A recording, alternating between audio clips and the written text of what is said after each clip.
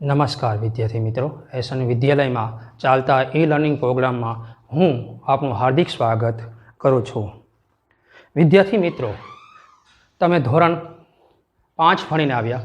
હવે આપણે ધોરણ 6નો અભ્યાસ કરવાનો છે. ધોરણ 6ની અંદર સામાજિક વિજ્ઞાન નામનું એક તમારે પાઠ્યપુસ્તક આવે છે, જેની અંદર આપણે મુખ્ય 3 વિભાગ પાડવામાં આવે છે. પહેલું ઇતિહાસ, રાજનીતિ, રાજ્યશાસ્ત્ર, નાગરિકતા, સમાજશાસ્ત્ર અને ભૂગોળ. હવે મિત્રો, ઇતિહાસ એટલે ભૂતકાળમાં બનેલી ઘટનાઓ, જે તમારા જન્મ પહેલાંની, એની પહેલાંની, 100 વર્ષ, 200 વર્ષ, 150 વર્ષ, 1000 વર્ષ, 2000 વર્ષ પહેલાંની હોઈ શકે છે. હવે તમને એમ થશે કે રાજનીતિ શાસ્ત્રમાં સાહેબ થોડુંક વધારે બોલ્યા. હવે રાજનીતિ શાસ્ત્રની અંદર ભારતમાં ચાલતો વહીવટ એટલે કે રાજ્યશાસ્ત્ર, જેને આપણે રાજનીતિ કહેવી છીએ, અને નાગરિકને લગતા કાયદાઓ એટલે કે નાગરિક શાસ્ત્ર એટલે કે નાગરિકતા. તેવી જ રીતે આપણે સમાજને લગતા કંઈ પ્રશ્ન હોય, સામાજિક સમસ્યાઓ હોય, એને સમાજશાસ્ત્રમાં અભ્યાસ કરવામાં આવે છે. એટલે કે ત્રણેય એક જ ભાગ છે, એનું સ્વરૂપ અલગ અલગ છે. તમે આર્ટ્સ રાખશો ત્યારે ત્રણેયના અલગ અલગ સ્વરૂપ ઊંડાણપૂર્વકમાં આવશે, પણ તમારે ધોરણ 6માં ત્રણેયને ભેગું સાથે કન્ટેન્ટમાં આવે છે. અને ત્રીજો ભાગ છે તમારો ભૂગોળ. ભૂગોળ એટલે કે આપણી આસપાસ બનતી ઘટનાઓ, જેમાં પૃથ્વીમાં રહેલી બધી વસ્તુઓનો સમાવેશ થાય છે. ઝાડ કહી શકો છો બાળ મિત્રો, નાના છોડવા કહી શકો છો, તુલસીના, ગુલાબ કહી શકો છો, નાના પાણીના ખાબોચિયા કહી શકો છો, વરસાદ કહી શકો છો, મકાન કહી શકો છો, જમીન કહી શકો છો, પર્વતો કહી શકો છો. આ બધી જ વસ્તુઓ તમારે ભૂગોળમાં સમાવેશ કરવામાં આવે છે.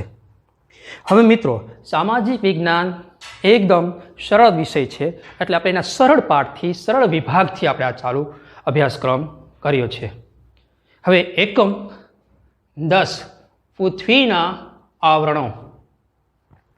પૃથ્વીના આવરણો વિશે આપણે અભ્યાસ કરવાનો રહેશે.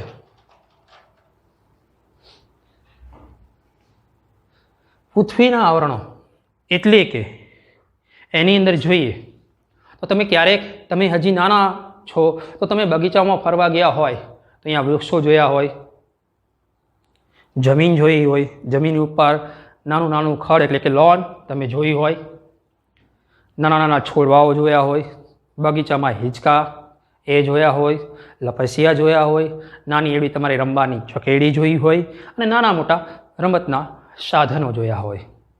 હવે એ બધું તમને પ્રશ્ન થાય કે શું છે, તો એવો જ પ્રશ્ન તમને સમજવા માટે આપણે પૃથ્વીના આવરણો વિશેનો અભ્યાસ કરીશું.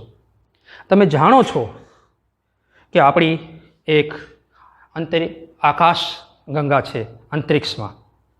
હવે એ આકાશ ગંગામાં હજારો મંડળો આવેલા જ હોય છે. એમાંથી હજારો મંડળમાંથી આપણો એક સૌર પરિવારનો મંડળ એક આવેલું છે મિત્રો, વિદ્યાર્થી મિત્રો. શું આવેલું છે? સૌર પરિવારનું એક મંડળ એટલે કે સૂર્ય મંડળ. એ સૂર્ય મંડળમાં, એ સૌર પરિવારમાં આપણને 8 ગ્રહો મળેલા છે. 8 ગ્રહોની રચના અલગ અલગ છે, જે તમારા આગળના ચેપ્ટરમાં આવશે, એની વિશે સમજવાનું. અત્યારે આપણે 8 ગ્રહોમાંથી મૂલ્યવાન કોઈ ગ્રહ હોય તો એ છે આપણો પૃથ્વી ગ્રહ, જે આપણો સૌર પરિવારનો એક સભ્ય કહી શકાય. જેમ આપણું કુટુંબ છે, આપણે કુટુંબના એક સભ્ય છીએ, એવી જ રીતે સૌર પરિવારના 8 ગ્રહોમાંથી પૃથ્વી એનો એક સભ્ય છે. હવે પૃથ્વીનું સર્જન થયું ત્યારે એ અગનગોળા સ્વરૂપમાં હતી. સૂર્યમાંથી જ્યારે છૂટી પડી ત્યારે એ અગનગોળા સ્વરૂપમાં હતી. એ ધીરે ધીરે ઠરી અને ધીરે ધીરે પ્રક્રિયા એટલે હજારો વર્ષ લાગે ઠરવાની, અને એ પછી પૃથ્વીનું નિર્માણ થયું.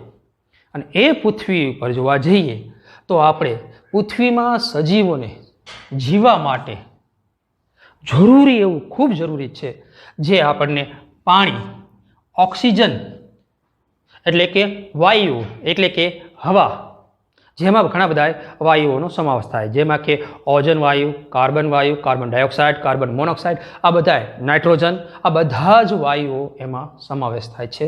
અને તાપમાન જે સૂર્યના પ્રકાશોમાંથી આપણને મળે છે એ માત્ર પૃથ્વીને જ મળે છે, બીજા કોઈને મળતું નથી. તેના કારણે પૃથ્વીમાં સજીવોનું અસ્તિત્વનું સર્જન થયું. હવે એ જ્યારે સજીવો થયા એની અંદર રહેલું પૃથ્વી ઉત્પત્તિ, તો કે પૃથ્વી સૂર્યમાંથી છૂટી પડી ત્યારે અગનગોળા સ્વરૂપમાં હતી. એમાં કેટલાક તત્વો એ પ્રવાહી સ્વરૂપમાં રૂપાંતર પામ્યા. શેમાં મિત્રો પામ્યા? પ્રવાહી સ્વરૂપમાં રૂપાંતર પામ્યા. બાકી બીજા કેટલાક તત્વો એ આપણને ઘન સ્વરૂપમાં રૂપાંતર પામ્યા, અને બીજા કેટલાક બાકી રહેલા તત્વો એ વાયુ સ્વરૂપમાં રૂપાંતર પામ્યા. મિત્રો, જે તત્વોનું ઘન સ્વરૂપમાં રૂપાંતર થયું તેને આપણે મુદાવરણ તરીકે ઓળખીએ છીએ. કયા નામે ઓળખવી છીએ મિત્રો? તો કે મુદાવરણના નામે ઓળખીએ છીએ. શેના નામે? મુદાવરણના. એવી જ રીતે બાકીના કેટલાક સ્વરૂપો જે પ્રવાહી સ્વરૂપમાં હતા એને આપણે જલાવરણ તરીકે ઓળખીએ છીએ. અને જે બાકી રહેલા તત્વો હતા જે વાયુ સ્વરૂપમાં રૂપાંતર પામ્યા હતા એ રૂપાંતર પામેલા તત્વોને આપણે વાતાવરણ તરીકે ઓળખાય છે આપણા પૃથ્વીમાં. હવે જે તત્વોનું રૂપાંતર થયું એ તત્વોને કારણે એક નવું વસ્તુનું સર્જન થયું. કઈ કઈ વસ્તુઓનું સર્જન થયું? તો કે મુદાવરણ, જલાવરણ અને વાતાવરણ. આ ત્રણેય વસ્તુએ પૃથ્વી ઉપર એક નવી જ પ્રક્રિયાઓનું નિર્માણ કર્યું, જે પૃથ્વી ઉપર આપણને રહેવા માટે કઠણ સપાટી, પીવા માટે પાણી, શ્વાસ લેવા માટે ઓક્સિજન એટલે કે હવા મળી રહે છે. એ તત્વ પૃથ્વી પર વિકાસ પામ્યા, અને એ પૃથ્વી પર વિકાસ પામતા એક જે સૃષ્ટિનો વિકાસ થયો, જે સૃષ્ટિનો વિકાસ થયો એને આપણે જીવાવરણ તરીકે ઓળખીએ છીએ. મિત્રો, સમજાઈ ગયું પૃથ્વીની ઉત્પત્તિ કેવી રીતે થઈ હતી? પહેલાં કેવા સ્વરૂપમાં હતી, પછી કેવા સ્વરૂપમાં આવી, એના પછી ઘન સ્વરૂપમાં આવી, એના પછીના વાયુ સ્વરૂપમાં આવી. જે ઘન સ્વરૂપમાં આવી એને આપણે મુદાવરણ તરીકે ઓળખીએ છીએ. જે તત્વોનું પ્રવાહી સ્વરૂપમાં રૂપાંતર થયું એને આપણે જલાવરણ તરીકે ઓળખીએ છીએ. જે તત્વોનું વાયુ સ્વરૂપમાં રૂપાંતર થયું તેને આપણે વાતાવરણ તરીકે ઓળખીએ છીએ. અને આ ત્રણેય એટલે કે મુદાવરણ, જલાવરણ, વાતાવરણને કારણે પૃથ્વી પર જે કંઈ અવનવું બન્યું એના કારણે સજીવોને રહેવા માટે કઠણ સપાટી, પીવા માટે પાણી અને શ્વાસ લેવા માટે હવા મળી રહે છે. એના કારણે પૃથ્વી ઉપર જે સૃષ્ટિનો વિકાસ પામ્યો, અને એ જે સૃષ્ટિનો વિકાસ થતાં એની અંદર વિવિધ પ્રકારના જીવો, સૂક્ષ્મ જીવો, વનસ્પતિઓ અને પશુઓ અને પ્રાણીઓનું સર્જન થયું. આ બધાને મિક્સ કરવી એટલે જીવાવરણ તરીકે ઓળખાય છે આ બધા વસ્તુને, જે આપણે આગળ ભણીશું. આમ પૃથ્વી ઉપર કુલ 4 આવરણો અસ્તિત્વમાં આવ્યા. વિદ્યાર્થી મિત્રો, તમને પરીક્ષામાં પૂછાય કે આપણી પૃથ્વી ઉપર કુલ કેટલા આવરણો અસ્તિત્વમાં આવ્યા છે, તો તમે સહજ સરળતાથી જવાબ આપી શકો કે આપણી પૃથ્વી ઉપર કુલ 4 આવરણો અસ્તિત્વમાં આવ્યા છે, જેમાં પહેલું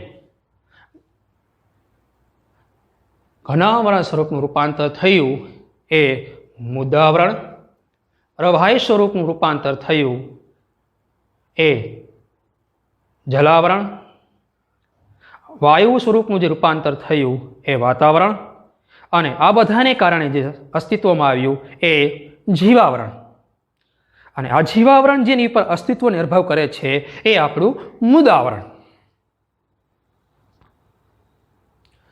મુદાવરણ વિશે આપણે સમજવી. સૌ પ્રથમ મિત્રો, તમને પહેલો પ્રશ્ન થશે કે મુદાવરણ એટલે શું? કોઈ કહેશે રેતી, કોઈ કહેશે જમીન, કોઈ કહેશે કે આપણે જેની પર રહીએ છીએ એ ભાગ. પણ મુદાવરણ પર જે વસવાટ કરીએ છીએ એ જમીનનો ભાગ પૃથ્વીમાં 29% ભાગ રોકે છે. કેટલા ટકા રાખે છે મિત્રો? પૃથ્વી પર 29% ભાગ રોકે છે. હવે એ 29% ભાગની અંદર જલાવરણનો પણ અમુક હિસ્સો અંદર સમાયેલો છે.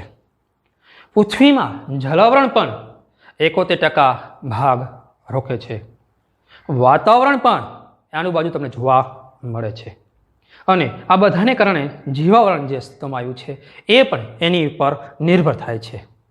તો મુદાવરણમાં આપણે જે વસવાટ કરીએ છીએ એ જમીન એટલે કે માટી, મુદ એટલે માટી કે જમીન, અને આવરણ એટલે પડ.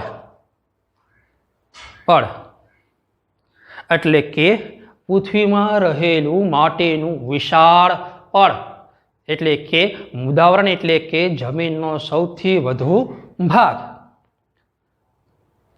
પૃથ્વી ઉપર પોપડો માટીનો જે ઘન સ્વરૂપ એટલે કે ખડકોનો બનેલો છે એને આપણે ઘનાવરણ તરીકે ઓળખીએ છીએ. પૃથ્વી ઉપરનો પોપડો માટી અને ખડકો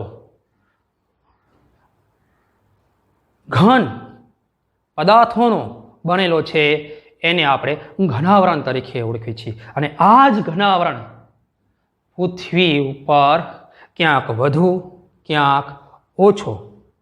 જો જોવા જઈએ તો કે પૃથ્વી ઉપર આ પોપડો આશરે 64 થી 100 કિમી જેટલો લગભગ જાડાઈ ધરાવે છે. પરીક્ષામાં તમને પૂછાય કે પૃથ્વીનો પોપડો આશરે કેટલો જાડાઈ ધરાવે છે, તો તમારે એનો જવાબ આપવાનો રહેશે કે પૃથ્વી ઉપરનો પોપડો આશરે 64 થી 100 કિમી જેટલો જાડાઈ ધરાવે છે. જો કે આ પોપડો, આ જમીનનો ટુકડો, આ માટીનું પડ બધે એક સરખું હોતું નથી. ક્યાંક સરખી એવી જાડાઈ, ક્યાંક ઓછી એવી જાડાઈ, ક્યાંક વધારે જાડાઈ ધરાવે છે. એકંદરે એનો આકાર એક પણ સપાટ કે ઊંચો કે નીચો નથી. મુદાવરણનું ક્યાંક મેદાન, ક્યાંક મોટા પર્વતો, ક્યાંક નીચે ખીણો એવો હિસ્સો ધરાવે છે. અને બધે એક સરખી જાડાઈ ધરાવતો નથી. અને બધે એક સરખી જ માટી, જમીન, રેતી ધરાવતો નથી. મુદાવરણમાં ક્યાંક કાળી માટી, ક્યાંક રેતાળ માટી, ક્યાંક રેતી આવી અને ક્યાંક મોટા મોટા પથ્થરો કે મોટી મોટી શિલાઓનું નિર્માણ મુદાવરણમાં તમને જોવા મળશે. મુદ્દાવરણ એટલે કે આપણે જેની ઉપર વસવાટ કરીએ છીએ એ લગભગ માટી અને ખડક જેવા દ્રવ્યોનો બનેલો છે, જેમાં મોટા પર્વતો, ઉચ્ચ પ્રદેશો, મેદાનો, રણ, જંગલો, ઘાસના જંગલો, મોટા મોટા વૃક્ષના ઊંચા વૃક્ષના લગભગ જેની 30 મીટર જેટલી ઊંચાઈ હોય એવા જંગલો પણ એમાં જોવા મળે છે. હવે જોવા જઈએ તો આપણે પૃથ્વીનું, માટીનું, જમીનનું જે ખોદકામ કરીને માટી બહાર કાઢીએ છીએ એ અમુક સ્તર સુધી કાઢી શકીએ છીએ. કેમ કે આપણે જેમ જેમ માટી ખોદતા ઊંડા ઉતરતા જઈએ તેમ તેમ તેનું તાપમાનમાં વધારો થતો જાય છે. હા, શું થાય છે વિદ્યાર્થી મિત્રો? આપણે જેમ જેમ ઊંડા ખાડા કરતા જઈએ છીએ અથવા તો ઊંડા પાતાળ કૂવા અથવા તો ઊંડા બોર કરતા જઈએ છીએ તેમ તેમ તાપમાનમાં વધારો થતો જાય છે. એવું કહેવામાં આવે છે કે 1 કિમી જાડાઈ ખોદ્યા પછી 30 સેલ્સિયસ તાપમાનનો વધારો થાય છે.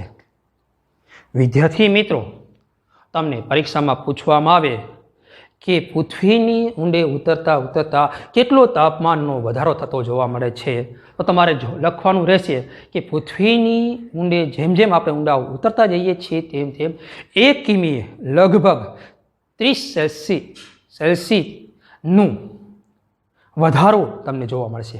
એટલે 30 સેલ્સિયસ તમારે યાદ રાખવાનું રહેશે. કેટલું? તો કે 1 કિમી 30 સેલ્સિયસ તાપમાન જેટલો તમારે વધારો યાદ રાખવાનો રહેશે. હવે આ તાપમાન જેમ જેમ ઊંડા ઉતરતા જઈશું એમ 30 કરતાં એ વધારે થતું જશે. એટલે કે પૃથ્વીના પેટાળમાં રહેલા ખડકો અમુક સમય જતાં એ પીગળેલા તમને જોવા મળશે. એ પીગળેલા રસને આપણે ભૂરસ તરીકે ઓળખીએ છીએ. ભૂરસને મેગ્મા, લાવારસ તરીકે પણ ઓળખવામાં આવે છે. હવે આ લાવારસ ક્યારેક તમને પૃથ્વીની હલચલ થતાં બહાર જોવા મળશે. ક્યારે પૃથ્વીની બહાર તમને જોવા મળશે? તો કે પૃથ્વી અંદર રહેલા કેટલાક વાયુઓ આ ભૂરસ લાવારસને કારણે ગરમ થાય છે. ગરમ થતાની સાથે એ ઉપર આવવાની તરફ પ્રયત્ન કરે છે, એટલે કે બહાર આવવાની તરફ પ્રયત્ન કરે છે. પરંતુ પૃથ્વી ઉપર આવેલા ખડકો અને એનું દબાણ એ વાયુને બહાર આવવા દેતા નથી. આમ ગરમી અને દબાણ જેવા બળો એકબીજાને સંતુલિત રાખવામાં મદદરૂપ થાય છે, જેના કારણે પૃથ્વીનો પોપડો લગભગ ફાટી જતો નથી. એટલે કે પૃથ્વીનો પોપડો ફાટી જતો નથી. પણ કુદરત છે, ક્યારેક એની પ્રક્રિયાઓમાં ફેરફાર પણ થાય. જ્યાં આ ફેરફાર થાય છે એટલે કે જ્યાં આ સમતુલા જળવાતી નથી ત્યાં પૃથ્વીનો પોપડો ફાટી જાય છે અને ફાટતાની સાથે એક ગરમ લાવારસ જ્વાળામુખી ફાટીને બહાર નીકળે છે, જેને આપણે ભૂરસ આપણે આગળ સમજાવી ચૂક્યા છીએ. મિત્રો, તમને પરીક્ષામાં કારણ પૂછાય, ભૌગોલિક કારણ, કે પૃથ્વીનો પોપડો ફાટી જતો નથી, કારણ જણાવો. તો મેં તમને સમજાવ્યું કે આપણે પૃથ્વીના પેટાળમાં રહેલા કેટલાક ખડકો જે છે એ તાપમાનને કારણે ભૂરસ બને છે. હવે એ ભૂરસ બન્યા પછી એમાંથી વાયુઓ બહાર તરફ આવવાનો પ્રયત્ન કરે છે. એટલે કે પૃથ્વીની અંદર રહેલા કેટલાક વાયુઓ રહેલા જે છે એ ગરમ થતા બહાર તરફ આવવાનો પ્રયત્ન કરશે, પણ પૃથ્વીના ખડકો જે છે એ ઉપરથી નીચે તરફ દબાણ કરે છે. આમ ખડકોનું દબાણ એટલું જ વધારે હોય છે જેટલું ગરમીનું બહાર આવવા માટેનું દબાણ હોય છે, અને એટલું જ ખડકોનું દબાણ એટલું જ વધારે તરફ હોય છે. આમ ગરમી અને દબાણ જેવા બળો એકબીજાને સંતુલિત રાખવામાં મદદરૂપ થાય છે. તેથી કહી શકાય કે પૃથ્વીનો પોપડો ફાટી જતો નથી. હવે જ્યારે જ્યારે આ પૃથ્વીનો પોપડો ફાટે અને જ્વાળામુખી સ્વરૂપે લાવારસ બહાર નીકળે ત્યારે જમીનમાં રહેલા કેટલાક ખનિજો પણ એની સાથે સાથે બહાર નીકળે છે, અને વર્ષો જતાં એ જ્વાળામુખીનો ફાટેલા રસ જે બહાર આવ્યો હોય છે એ ઠરી જાય છે, અને એ ઠરેલા રસમાં જ્યારે જમીનમાં ખેતી કરવામાં આવે છે ત્યારે વધારે મકબલ પાક નીકળે છે. એટલે ખેડૂતોને સૌથી વધુ પાકનો ફાયદો એમાં થાય છે. કયા જમીનમાં વધુ પાક લઈ શકાય? તો કે જ્વાળામુખીની બનેલી જમીનની માં ખેતી વધારેમાં વધારે પાકનું ઉત્પાદન કરે છે.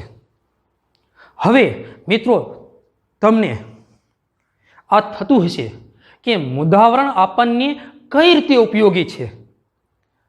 તો સહેજ સરળ છે, તમારા મગજમાં વિચાર આવે છે. પહેલું જ મેં તમને પોઈન્ટ કીધો હતો. જો પરીક્ષામાં તમને પૂછાય મિત્રો કે મુદ્રાવરણ આપણને કઈ રીતે ઉપયોગી છે, તો પહેલું આપણે એની ઉપર વસવાટ કરીએ છીએ, એટલે ઘર બાંધવા માટે આપણને ઉપયોગી છે. બીજું, જ્યાં સપાટ જમીન છે, કાળી જમીન છે, જેની બાજુમાં પાણી એટલે કે જમીનમાં પાણી છે, અથવા તો તળાવ છે, અથવા નદી છે, અથવા કોઈ ઝરણા છે, અથવા કૂવા છે, એવી જગ્યાએ ખેતી કરી શકાય છે. હવે આ ખેતી થાય છે એમાં પશુઓનો ખોરાક અને મનુષ્યનો ખોરાક પણ એમાંથી મળી રહે છે, જેમ કે અનાજ, શાકભાજી, આપણે જે વસ્ત્રો પહેરવી છીએ એના માટેનું રૂ. હવે જે માટી મળે છે એ માટીમાંથી પણ આપણે ઘણું બધું વસ્તુ બનાવી શકીએ છીએ, જેમ કે માટીના ગોળા, માટીના વાસણો, કુંજા, તુલસી રોડવા માટેના છોડવા માટેના કુંજ, એ માટી બનેલી ઈંટો, એ માટીમાંથી બનાવેલા નળિયાઓ વગેરે જગ્યાએ આપણને ઉપયોગી થાય છે. આ ઉપરાંત મુદ્રાવરણને આપણે ઉદ્યોગ ધંધા માટે પણ ઉપયોગી છે. મિત્રો, ધંધા માટે એટલે કે આપણે કારખાનું સ્થાપવું હોય તો ક્યાં સ્થાપીશું? મુદ્રાવરણ એટલે કે જમીન ઉપર. કોઈ મોટી કંપની સ્થાપી છે તો ક્યાં સ્થાપીશું મિત્રો? જમીન ઉપર. નાના મોટા ઉદ્યોગો જે તે તમે કરો છો, ફર્નિચર હોય, લોખંડ ફોલાદ ઉદ્યોગ હોય, સિમેન્ટ ઉદ્યોગ હોય, બીજા અન્ય ઉદ્યોગો છે, આ બધા ઉદ્યોગોનું મૂળ રહેઠાણ મુદ્રાવરણ છે. જો મુદ્રાવરણ હોય તો જ ઉદ્યોગો તેની ઉપર નિર્માણ કરી શકાય, એટલે કે બિલ્ડિંગો બનાવી શકાય છે અને બિલ્ડિંગોમાં આપણે કામ કરી શકીએ છીએ. તેમજ ધંધા કરવા માટે પણ તમે લારી લઈને નીકળતા શાકભાજીવાળાને જોયા હશે, એ કેની પર ચાલે છે? લારી લઈને મુદ્રાવરણ પર. ફેડિયાવાળાને જોયા હશે તમારા કાપડ વેચવા માટે, એ પણ કઈ રીતે ધંધો કરે છે? તો એક જગ્યાએ પાથરણું પાથરી દે છે અને અહીંયા કપડાનું વિતરણ કરતા તમે જોયા હશે, અથવા તો મોટા મોટા મોલો જોયા હશે જ્યાં બધું ધંધો કરવામાં આવે છે. બેન્કિંગ વ્યવહાર છે, આપણી સરકારી ઓફિસો છે, આ બધું જ. આ ઉપરાંત મુદ્દાવરણમાંથી આપણને ખનિજો પ્રાપ્ત થાય છે. સોનું છે, ચાંદી છે, હીરા છે, પેટ્રોલિયમ છે, ઘણી બધી વસ્તુઓ, અણગણત વસ્તુઓ, લોખંડ, કોલસો, આ બધું જ ખનિજ આપણને પ્રાપ્ત થાય છે. અને એ ખનિજનો આપણે ઉદ્યોગ ધંધામાં ઉપયોગ કરીએ છીએ મિત્રો. શેમાં આપણે ઉપયોગ કરીએ છીએ? ઉદ્યોગ ધંધામાં આપણે ઉપયોગ કરીએ છીએ. જેમ કે કોલસો બાળીને બીજી ઉર્જા ઉત્પન્ન કરવી છીએ, વીજળીમાં ઉપયોગ કરી શકાય છે, શાકભાજીને આપણે રાંધવામાં ઉપયોગ કરી શકીએ, એટલે કે આપણો ખોરાક બનાવવા માટે પણ આપણે એનો ઉપયોગ કરી શકીએ છીએ. પેટ્રોલિયમથી આપણે ચાલુ વાહનો પણ કરી શકીએ છીએ, રિક્ષાઓ ચલાવી શકીએ છીએ, ગાડીઓ ચલાવી શકીએ છીએ. હીરા, સોનુંથી આપણા ઘરેણાં, ગળામાં પહેરવાના, હાથમાં પહેરવાના, વીંટીઓ, આ બધા ઘરેણાં પણ બની શકે છે. લોખંડથી આપણે આપણા સાધનો બનાવી શકીએ છીએ, ગાડીઓ છે, બસો છે, ટ્રેન છે, પ્લેન છે, એવી બધી વસ્તુઓ બનાવી શકીએ છીએ. આ ઉપરાંત મુદ્દાવરણ પર સરસ મજાનું જંગલોનું નિર્માણ થાય છે. એક વૃક્ષ બીજા વૃક્ષને વાવે છે, બીજો વૃક્ષ ત્રીજું વૃક્ષ, ત્રીજું વૃક્ષ વૃક્ષ, એટલે કુદરત સ્વયં એક વૃક્ષમાંથી બીજું વૃક્ષ, બીજા વૃક્ષમાંથી ત્રીજું વૃક્ષ, આમ અનેક વૃક્ષોનું નિર્માણ થાય ત્યારે જંગલોનું નિર્માણ થાય છે. આ પણ જંગલો શેની ઉપર નિર્ભર થાય છે? તો કે મુદ્દાવરણ પર, એટલે કે જમીન પર. અને ક્યાંક જે જંગલોનું નિર્માણ નથી થઈ શકતું, પ્રાણીઓનું નિર્માણ નથી થઈ શકતું, અહીંયા તમને રેતાળ જમીનમાં મોટા વિશાળ રણ પ્રદેશો તમને જોવા મળશે. આ ઉપરાંત આ બધી જગ્યાએ એની સાથે પ્રાણી અને પશુઓ પણ તમને જોવા મળશે. એ શેની પર મિત્રો તમને જોવા મળે છે? મુદ્દાવરણ પર. હાથી જંગલોમાં, સિંહ જંગલોમાં, વાઘ જંગલોમાં, આ બધાય ઘોડા, હાથી, ગાય, ભેંસ, બકરી જેવા બધા જ પ્રાણીઓ આ મુદ્દાવરણ ઉપર પોતાનું જીવન જીવે છે. આ ઉપરાંત વિવિધ પ્રકારની વનસ્પતિઓ પણ એમને મદદરૂપ થાય છે. અને મુખ્ય પોઈન્ટ છે, મુદ્દાવરણમાંથી નીકળતું પાણી જેને સંઘરી રાખ્યું છે, શુદ્ધ કરીને આપણને પીવાનું પાણી આપે છે. પછી એ નદી સ્વરૂપમાં હોય, તળાવ સ્વરૂપમાં હોય, કૂવા સ્વરૂપમાં હોય કે બોર સ્વરૂપમાંથી નીકળતું પાણી હોય. આમ મુદ્દાવરણ એ સજીવોને ટકાવી રાખવા માટે ખૂબ ઉપયોગી છે. સમજાઈ ગઈ ને મિત્રો? જ્યારે પણ તમને આ ટૂંક નોંધ પૂછાશે ત્યારે તમને આ 4 માર્ક્સની પૂછાશે. મુદ્દાવરણ આપણને કેવી રીતે ઉપયોગી છે? હવે જરાક તમારે એને યાદ રાખવા માટે એના શોર્ટકટ મુદ્દાઓ જોઈએ. વસવાટ કરવા માટે, એટલે કે ઘર બાંધવા, ખેતી કરવા, ઉદ્યોગ કરવા, ધંધા કરવા, એમાંથી નીકળતા ખનિજોને પ્રાપ્ત કરવા, એ ખનિજો દ્વારા ઉદ્યોગો, જંગલોનું નિર્માણ કરવા માટે, એ જંગલોમાં નિભતા પ્રાણીઓ અને પશુઓ, અને મુદ્દાવરણમાંથી નીકળતું પાણી, અને આ બધાની સાથે સંકળાયેલું છે આપણો મુખ્ય ખોરાક. એ પણ આપણને મુદ્દાવરણમાંથી જ મળે છે. બરાબર? સમજાઈ ગયું ને? ચલો હવે પછી આપણે વિદ્યાર્થી મિત્રો જલાવરણ, વાતાવરણ એ ભાગ નંબર 2માં તમને સમજાવીશું ડીપમાં. નમસ્કાર વિદ્યાર્થી મિત્રો.